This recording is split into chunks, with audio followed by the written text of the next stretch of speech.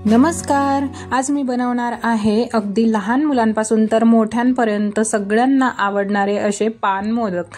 तर खूप सोपी प्रोसेस आहे आणि व्हिडिओ शेवटपर्यंत नक्की बघा. खूप सोपे आहे बनवायला. तर चला आपण आता व्हिडिओला सुरुवात करूया. तर मी इथे ही 4-5 नागवेलीची पाने घेतलेली आहे, धुवून घेतलेली आहे, स्वच्छ करून घेतली आहे. तर 4-5 पानं घ्यायची आपल्याला नागवेलीची आणि आपल्याला ती बारीक करून घ्यायची आहे. कात्रीने अशी बारीक बारीक तुकडे करून घ्यायचे, कापून घ्यायचे. त्याच्यानंतर आपल्याला हे पानाचे तुकडे आणि थोडंसं मिल्क मेड घ्यायचं आहे, मिठाई मेड घ्यायचं आहे. आपण मिठाईसाठी जे वापरतो ते मिल्क मेड घ्यायचं आहे. ते कुठल्याही शॉपवर तुम्हाला अवेलेबल होऊन जाईल, किराणा शॉपमध्ये. तर पाऊण वाटी मी इथे मिल्क मेड घेतलेला आहे आणि मिक्सर जारमध्ये पानं आणि ते मिल्क मेड अशी बारीक प्युरी तयार करून घेतली आहे. तर ही प्युरी अगदी बारीक करून घ्यायची आहे. त्याच्यानंतर मी एक कढई घेतली. कढई गरम झाल्यानंतर त्याच्यामध्ये 2 वाटी खोबऱ्याचा किस घेतला आहे.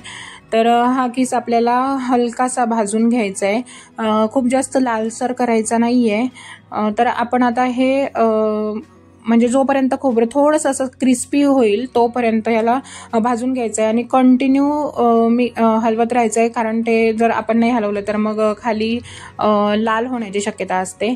त्याच्यानंतर या खोबऱ्याच्या किसमध्ये आपल्याला जी प्युरी बनवलेली आहे पानाची आणि मिल्क मेडची ती व्यवस्थितरित्या मिक्स करायची आहे. तर पाऊण वाटी, अर्धी ते पाऊण वाटी आपण जो मिल्क मेड घेतला होता, तर त्याच्यामुळे थोडंसं जर तुम्हाला हे घट्ट वाटत असेल किंवा आपल्याला वाटतं की कमी झालंय तर तुम्ही इथे दूध पण वापरू शकता. तर मी इथे थोडं दूध घेतलंय आणि त्याच्यासोबतच त्याच्यामध्ये कलर घेतलेला आहे, ग्रीन कलर. आपल्याला पान मोदक बनवायचे आहे, तर मस्त असा कलर येण्यासाठी मी थोडंसं दूध घेतलं आणि त्याच्यामध्ये आपला फूड कलर जो असतो तो मिक्स करून घेतलाय आणि या मिश्रणामध्ये तो ओतून घ्यायचा आहे. म्हणजे आपल्याला दूध पण त्याच्यामध्ये टाकलं जातं आणि कलर पण जातो. व्यवस्थितरित्या असा मिक्स करून घ्यायचा आहे आपल्याला.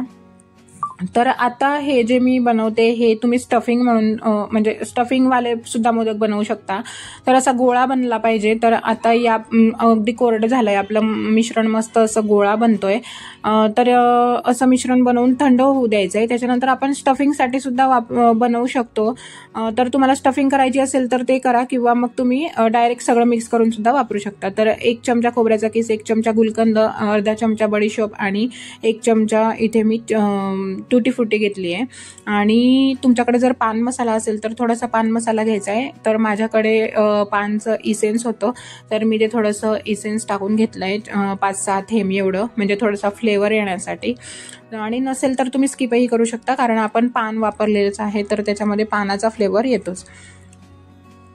तर असं हे मिश्रण व्यवस्थित मिक्स करून घ्यायचं आहे. तोपर्यंत हे थंड होईल आणि आपल्याला हे याच्यामध्ये मिक्स करून घ्यायचं आहे. जर तुम्हाला आतमध्ये स्टफिंग करून घ्यायची असेल तर तुम्ही मोदकच्या साच्यामध्ये टाकून थोडंसं आतमध्ये ही स्टफिंग करून घ्यायची आहे. आणि जर तसं नसेल करायचं, आत्ता माझ्याकडे कमी वेळ होता म्हणून मी स्टफिंग नाही केलं आहे, डायरेक्ट सगळं त्याच्यामध्ये मिक्स करून घेतलं आहे. तर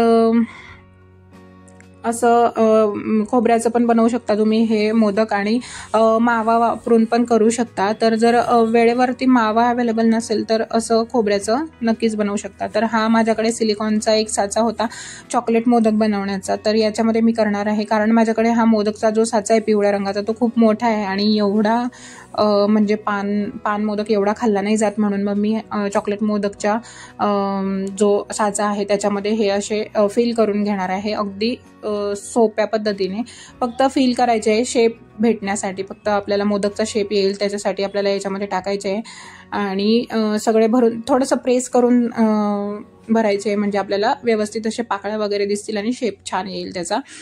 तर अशा रीतीने मी सगळे फिल करून घेतलंय पूर्ण प्लेटमध्ये आणि अगदी इझिली निघतो. फक्त उलटं केलं का, साचा उलटा केला की लगेच इझिली निघतो आणि आपला मोदकचा शेप त्याला येतो.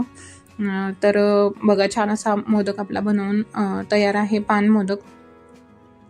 तर अशा प्रकारे मी सगळे मोदक बनवून घेतले आणि सगळ्यांना खूप आवडतात हे. आणि तुम्ही जर जेवण केल्यानंतर सुद्धा खाल्ले तर आपली माउथ रिफ्रेशिंगसाठी बेस्ट ऑप्शन आहे। आणि आता गणपती बाप्पा आहेत तर म्हणून मग प्रसादासाठी हे मोदक बनवले। तर लहान मुलांना खूप वेगळा वेगळा प्रसाद हवा असतो, तर रोजच मी वेगळ्या वेगळ्या प्रकारचे मोदक बनवते। तर आज पान मोदक बनवले, तर म्हटलं चला आपण शेअर करूया।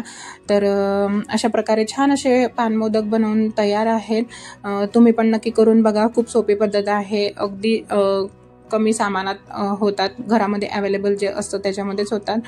तर तुम्हाला हा व्हिडिओ आवडला असेल तर एक लाईक नक्की करा। आणि चला मग आता भेटूया पुढच्या व्हिडिओमध्ये, तोपर्यंत सगळ्यांना गणपती बाप्पा मोरया।